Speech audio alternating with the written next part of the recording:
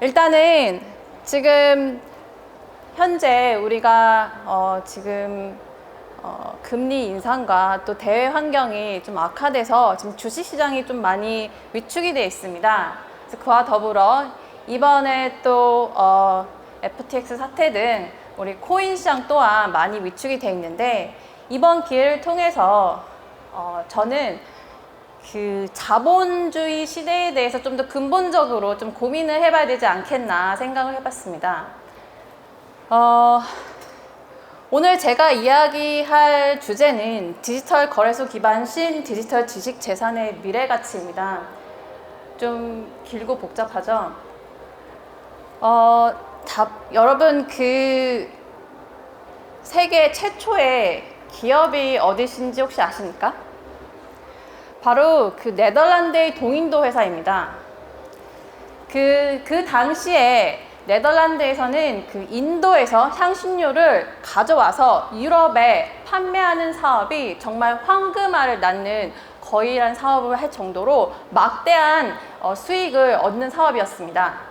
그런데 그와 더불어서 그때 당시에는 날씨 예측이라든가 이런 게 부족했고, 그리고 또 해적 이런 것도 있기 때문에 배가 침몰하는 경우가 종종 있어서 막대한 수익도 있지만 막대한 손해도 감수를 해야 되는 시절이었습니다.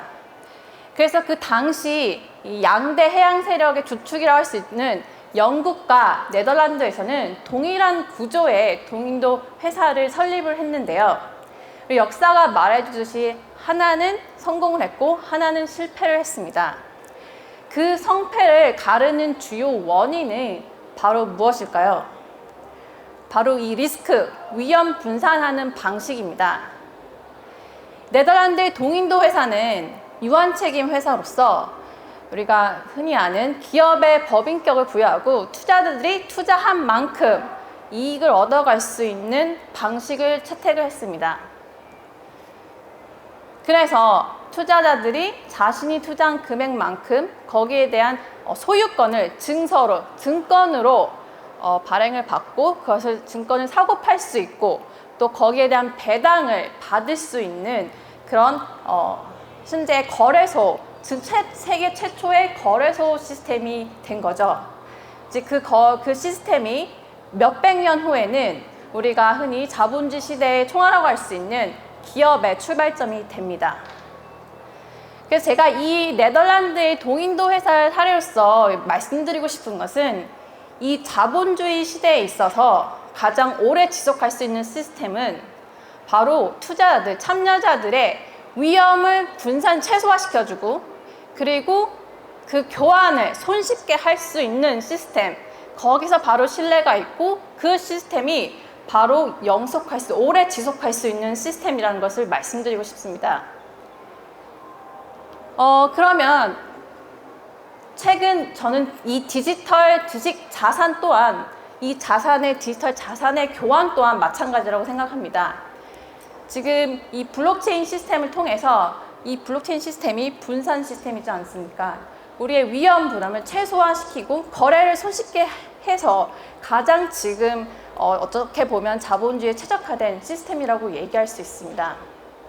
그러면은 저희가 그렇다면은 도대체 어떤 디지털 주식 재산이 또 있을까, 이런 거에 대해서 한번 고민해 보지 않을 수가 있는데요. 요 관련해서 제가 좀 재밌는 일화가 있는데, 여러분도 잘 아실 겁니다. 우리 또 크립토의 메카라고 하는 이 두바이의 복합 상품 거래소 DMCC의 그 빈 슐람 의장과 제가 만날 기회가 있었는데요. 여러분도 아시다시피 그 DMCC 의장님은 이 두바이의 어떤 두바이뿐만 아니라 전 세계 다이아몬드 이런 세계 자산 무역을 거래소를 운영을 하시면서, 또 이번 지난달에 이제 크립토 센터라는 것을 설립을 해서 꽤 많은 한국의 회사들도 그 두바이에서 지금 경영을 이제 하고 사업을 시작을 하고 있는데요. 그 회장님이 국회의원들과 있는 자리에서 저는 디지털 자산 이런 거에 대해서 이야기를 하실 줄 알았는데 정말 몇십 분간 커피에 대해서 얘기를 하시는 거예요. 그래서 저는 좀 의아해했는데 커피에 이어서 워터, 우리가 마시는 물에 대해서도 이 물을 크립토와 연계해서 디지털 자산화하고 생태계를 만든다는 거에서 저는 정말 센세이션을 느꼈습니다. 자, 여러분 생각해 보세요.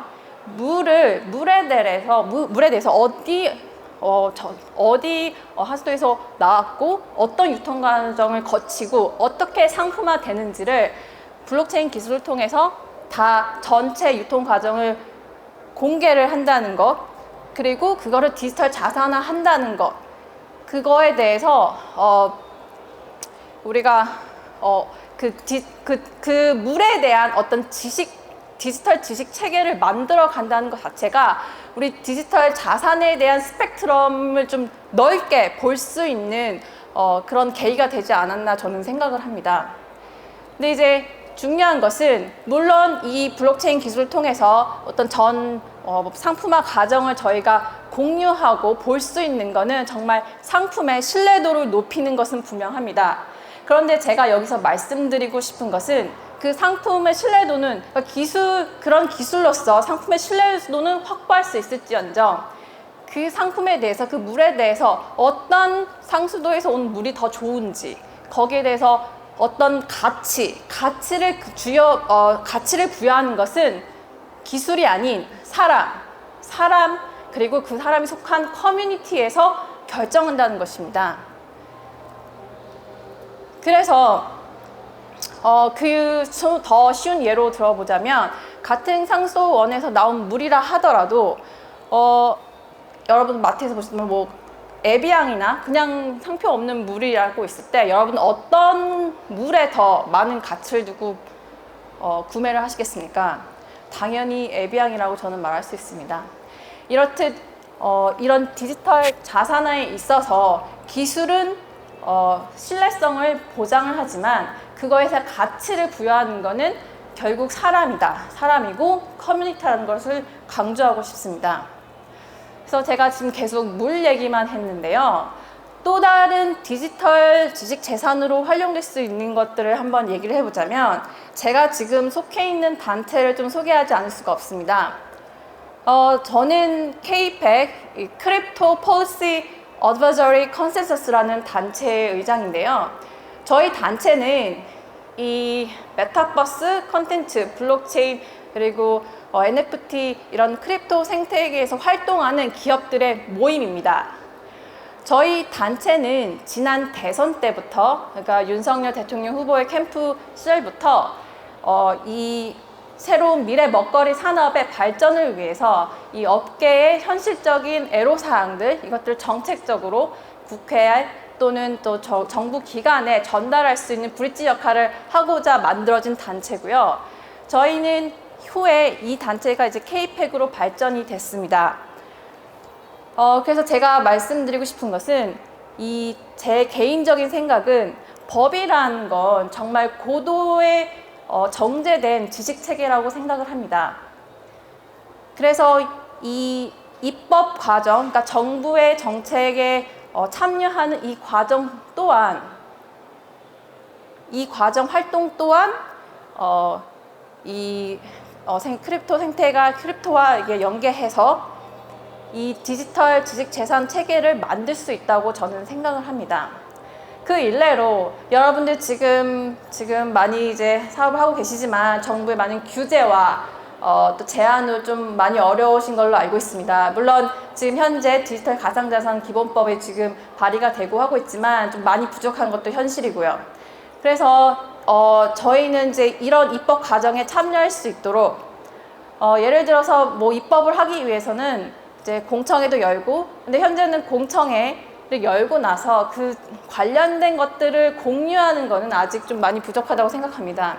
그래서 이런 블록체인 기술을 통해서 이런 공청회 과정이나 모든 걸 지식체계의 이런 발전 과정들을 다 공유를 하고, 또 우리가 많이 얘기하는 다오를 통해서 어떤 조금씩 입법하는 과정에 참여를 할 수 있다면 그것 또한 새로운 신세대로서 디지털 가치로서 발전을 하고 또 우리 업계, 대한민국의 어떤 블록체인 산업 업계를 발전시키는 일이 되지 않을까 생각을 하고 그 부분을 저희가 이 K-팩이 여러 기업들과 함께 커뮤니티를 형성해서 그런 활동을 하고자 합니다. 그래서 오늘 제가 말씀드리고 싶은 것은, 제가 강조하고 싶은 것은 자본주의 시대에서 가장 중요한 건 이 참여자들의 위험 부담을 줄이고 교환을 최대한 자유롭게 할 수 있도록 그 시스템을 구축하는 것, 그리고 그게 신뢰성 있는 시스템이고 그 시스템 안에서 우리가 기술은 신뢰성을 보장을 해주지만 가치를 부여하는 것은 결국 사람이 하는 것이다. 사람, 커뮤니티가 하는 것을 말씀드리고 싶고 또 물도 그 자원, 물이라는 자원, 어떤 여러 가지 자원, 그리고 입법 과정도 하나 또한 이런 새로운 문화를 만들어갈 수 있는 디지털 지식 재산의 하나의 여러 스펙트럼이 될 수 있다라는 것을 말씀드리고 싶습니다. 오늘 제 발표는 여기까지입니다. 감사합니다.